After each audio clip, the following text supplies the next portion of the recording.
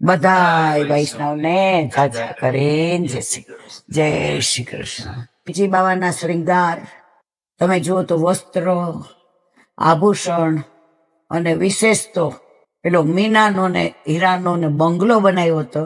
જ્યાં જ્યાં નજર મારી ઠરે ત્યાં ત્યાં યાદી ભરી છે આપની. ભલે કલાપી એની પ્રેમિકા માટે ગાતા હોય, પણ આપણો પ્રેમી તો આપણો ઠાકોરજી, આપણા શ્રીજી બાવા. એ શ્રીજી બાવાના દર્શન કર્યા તો આપણા ઘરે બિરાજતા, આપણા માથે, આપણા તન મન ધનથી સેવાયેલા આપણા ઠાકોરજીના જ દર્શન થાય.